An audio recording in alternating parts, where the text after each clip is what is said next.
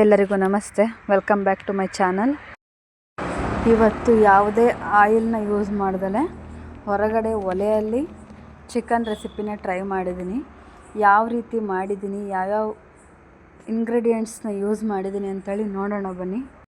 ಈ ರೆಸಿಪಿನ ಹೇಗೆ ಟ್ರೈ ಮಾಡಿದ್ದೀನಿ, ಯಾವ ರೀತಿ ಟೇಸ್ಟ್ ಬಂದಿದೆ, ಏನಾಗುತ್ತೆ ಯಾವ ರೀತಿ ಮಾಡಿದ್ರೆ ಅಂತೇಳಿ ತೋರಿಸ್ತಾ ಇದ್ದೀನಿ. ವಿಡಿಯೋನ ಸ್ಕಿಪ್ ಮಾಡಿದಾಗೆ ನೋಡಿದ್ರೆ ನಿಮಗೂ ಸಹ ಗೊತ್ತಾಗುತ್ತೆ ಏನಾಗುತ್ತೆ, ಯಾವ ರೀತಿ ಮಾಡಿದ್ರೆ ಚಿಕನ್ನು ಈ ಥರ ಸಿಲ್ವರ್ ಫಾಯಿಲ್ ಪೇಪರ್ ಯೂಸ್ ಮಾಡಿದ್ರೆ ಅಂಥೇಳಿ ಗೊತ್ತಾಗುತ್ತೆ. ಬನ್ನಿ ನೋಡೋಣ ಹೇಗೆ ಮಾಡೋದು ಅಂಥೇಳಿ. ಫಸ್ಟಿಗೆ ಈ ರೀತಿ ಬೆಳ್ಳುಳ್ಳಿ, ಈರುಳ್ಳಿ, ಶುಂಠಿ, ಮೆಣಸು, ಸ್ವಲ್ಪ ಜೀರಿಗೆ, ಚಕ್ಕೆ, ಲವಂಗ ಎಲ್ಲ ತೊಗೊಂಡಿದ್ದೀನಿ. ಜೀರಿಗೆನೂ ತೊಗೊಂಡಿದ್ದೀನಿ ಅಂಥೇಳಿ ಕೇಳ್ಬೋದು. ಫಿಶ್ ಫ್ರೈಗೆ ಯಾವ ರೀತಿ ಎಲ್ಲ ಮಸಾಲೆನೂ ಸೇರಿಸ್ತೀವೋ ಆ ರೀತಿ ಇದಕ್ಕೆ ಸೇರಿಸಿ ಯಾವ ರೀತಿ ಬರುತ್ತೆ ಅಂಥೇಳಿ ಟೇಸ್ಟು ತೋರಿಸ್ತೀನಿ. ಬನ್ನಿ ನೋಡೋಣ ಹೇಗಿರುತ್ತೆ ಅಂಥೇಳಿ. ಇದಕ್ಕೆ ನೋಡ್ತಾ ಇದ್ದೀರಲ್ಲ, ಸ್ವಲ್ಪ ಆಯಿಲ್ನ ಸೇರಿಸ್ಕೊಂಡು ಚೆನ್ನಾಗಿ ಫ್ರೈ ಮಾಡ್ಕೊಬೇಕು. ಫ್ರೈ ಮಾಡ್ಕೊಂಡು ನಂತರ ರುಬ್ಬಿ ಮಸಾಲೆನ ಎತ್ತಿಟ್ಕೊಬೇಕು. ಬೆಳ್ಳುಳ್ಳಿಯನ್ನು ಜಾಸ್ತಿ ಸೇರಿಸ್ಕೊಂಡಿದ್ದೀನಿ ಎಲ್ಲದಕ್ಕಿಂತ. ನೋಡಿ, ಈ ರೀತಿ ನೀಟಾಗಿ ಫ್ರೈ ಮಾಡ್ಕೋಬೇಕು. ಮಾಡ್ಕೊಂಡ ನಂತರ ರುಬ್ಬಿ ಇಟ್ಕೊಂಡಿದ್ದೀನಿ. ಇದಕ್ಕೆ ಸ್ವಲ್ಪ 1 ಸ್ಪೂನಷ್ಟು ಮೊಸರು, ರುಬ್ಬಿದಂಥ ಮಸಾಲೆ ಎಲ್ಲ ಸೇರಿಸ್ಕೊಂಡು ಅದ್ರ ಜೊತೆ ಖಾರದ ಪುಡಿ 1.5 ಸ್ಪೂನಷ್ಟು ಸೇರಿಸ್ಕೊಂಡಿದ್ದೀನಿ. ಖಾರದ ಪುಡಿ ಒಂದು ಸ್ವಲ್ಪ ಜಾಸ್ತಿನೇ ಸೇರಿಸ್ಕೊಳ್ಳಿ, ಏನೂ ಆಗಲ್ಲ ಖಾರ.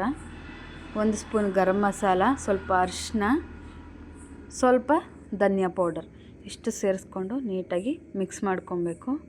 ಅದ್ರ ಜೊತೆ ಸಾಲ್ಟು, ರುಚಿಗೆ ತಕ್ಕಷ್ಟು ಉಪ್ಪನ್ನ ಸೇರಿಸ್ಕೊಬೇಕು.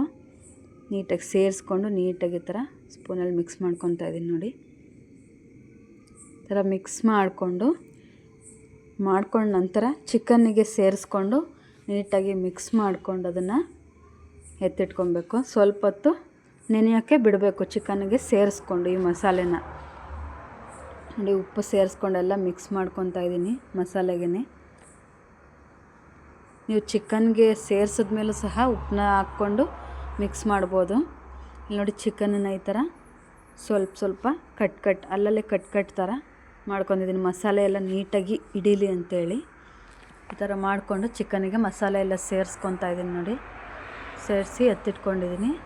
ನಾನು ಒಂದು ಅರ್ಧ ಗಂಟೆ ನೆನೆಸಿ ಎತ್ತಿಟ್ಕೊಂಡಿದ್ದೆ. ಈಗ ಒಂದು ಸಿಲ್ವರ್ ಪೇಪರ್ಗೆ ಚಿಕನನ್ನು ಹಾಕ್ಕೊತಾ ಇದ್ದೀನಿ. ನಾನು 2 ರೀತಿ ಭಾಗ ಮಾಡ್ತಾಯಿದ್ದೀನಿ. ಸ್ವಲ್ಪ ಚಿಕನ್ನು ಒಂದು ಪೇಪರಿಗೆ ಸೇರಿಸಿ, ಇನ್ನೊಂದು ಸ್ವಲ್ಪ ಚಿಕನ್ನು ಇನ್ನೊಂದು ಪೇಪರಲ್ಲಿ ಸೇರಿಸ್ತಾ ಇದ್ದೀನಿ, ಯಾವ ರೀತಿ ಬರುತ್ತೆ ಅಂಥೇಳಿ. ಒಂದು ಪೇಪರ್ಗೆ ಚಿಕನ್ ಹಾಕಿ ಈ ಥರ ಕವರ್ ಮಾಡಿಕೊಂಡು ಮತ್ತೆ ಉಲ್ಟಾ ಕವರ್ ಮಾಡ್ಕೊಬೇಕು. ಇನ್ನೂ ಸ್ವಲ್ಪ ಪೇಪರ್ ತೊಗೊಂಡು, ನಮ್ಮ ಮನೆಯಲ್ಲೇ ಸ್ವಲ್ಪ ಜೋಳ ಹಾಕಿದ್ರು, ಅದನ್ನು ಸಹ ತೊಗೊಂಡು ಮಿಕ್ಕಿರೋ ಮಸಾಲೆನೆಲ್ಲ ಅದಕ್ಕೆ ಹಚ್ಚಿ ಸಾಲ್ಟೆಲ್ಲ ಸೇರಿಸ್ಕೊಂಡು, ಎಕ್ಸ್ಟ್ರಾ ಸಾಲ್ಟು, ನಿಂಬೆ ಹುಳಿ ಎಲ್ಲ ಸೇರಿಸ್ಕೊಂಡು ಅದೇ ಸಿಲ್ವರ್ ಪೇಪರ್ ತೊಗೊಂಡು ಈ ಥರ ಕವರ್ ಮಾಡಿ 3 ಸಹ ಇಟ್ಟಿದ್ದೀನಿ. ನೋಡಿ, ಈ ಥರ ಸ್ವಲ್ಪ ಉರಿ ಇಟ್ಕೊಂಡು ನಾನು ಜಾಲರಿ ಯೂಸ್ ಮಾಡಿದ್ದೀನಿ. ಜಾಲರಿ ಮೇಲೆ ಆ ಸಿಲ್ವರ್ ಪೇಪರಲ್ಲಿ ಇಟ್ಟಿರೋ ಚಿಕನ್ನೆಲ್ಲ ಈ ಥರ ಬೇಯಿಸ್ಕೊತಾ ಇದ್ದೀನಿ.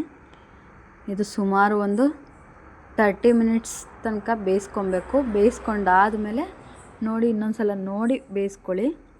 ಬೆಂದಿಲ್ಲ ಅಂದರೆ ನಾನು 30 to 40 ಮಿನಿಟ್ಸ್ ಬೇಯಿಸ್ಕೊಂಡಿದ್ದೆ. ನೋಡಿ ಯಾವ ರೀತಿ ಬಂದಿದೆ ಅಂತೇಳಿ ನೋಡ್ತಾ ಇದ್ದೀನಿ.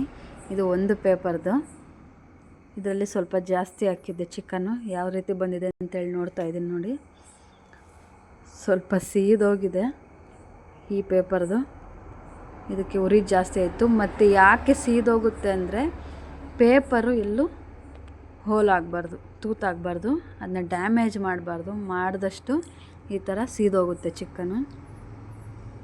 ಒಂದೊಂದು ಚೆನ್ನಾಗಿತ್ತು, ಕೆಲವೊಂದು ಸೀದೋಗಿತ್ತು. ಈ ಥರ ಫುಲ್ಲು ಬ್ಲ್ಯಾಕ್ ಬಂದಿತ್ತು. ಕೆಲವೊಂದು ಚಿಕನ್ನೆಲ್ಲ ಚೆನ್ನಾಗಿತ್ತು. ಮತ್ತು ಏನಂದರೆ ಬ್ರೌನಿಷ್ ಬಂದ್ರೇ ಚಿಕನ್ ಬೆಂದಿದೆ ಅಂತ ಅರ್ಥ. ಸ್ವಲ್ಪ ಬ್ಲ್ಯಾಕಿಶಾಗಿ ತಿರುಗಿದ್ರೇ ಚಿಕನ್ ಬೆಂದಿರುತ್ತೆ ಚೆನ್ನಾಗಿ. ಇನ್ನೊಂದು ಕವರ್ ತೆಗಿತಾ ಇದ್ದೀನಿ. ನೋಡಿ, ನಿಮ್ಗೊಂದು ಐಡಿಯಾ ಬರುತ್ತೆ ಯಾವ ರೀತಿ ಅಂತೇಳಿ. ನೋಡಿ, ಇದು ಹೇಗೆ ಬಂದಿದೆ ಅಂದರೆ ಕರೆಕ್ಟಾಗಿ ಬೆಂದಿದೆ. ಇದು ಇಷ್ಟು ಬೇಯಬೇಕು ಚಿಕನ್ನು.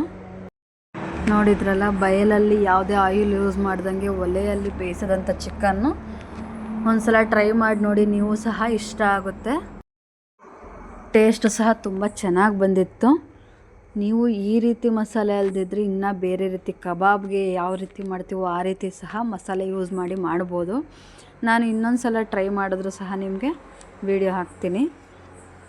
ನೋಡಿದ್ರಲ್ಲ, ಇದೇ ರೀತಿ ಹೊಸ ರೆಸಿಪಿಗಳು ಬೇಕಾದಲ್ಲಿ ಲೈಕ್ ಮಾಡಿ, ಕಮೆಂಟ್ ಮಾಡಿ, ಸಪೋರ್ಟ್ ಮಾಡಿ. ನೀವು ಒಂದು ಸಲ ಟ್ರೈ ಮಾಡಿ ನೋಡಿ, ಚೆನ್ನಾಗಿ ಬಂತು ಅಂದರೆ ಕಮೆಂಟ್ ಮಾಡಿ ತಿಳಿಸಿ. ಇನ್ನೂ ಯಾವುದಾದ್ರೂ ಹೊಸ ರೆಸಿಪಿ ಬೇಕಾದಲ್ಲಿ ಕಮೆಂಟ್ ಮಾಡಿ. Thank you all.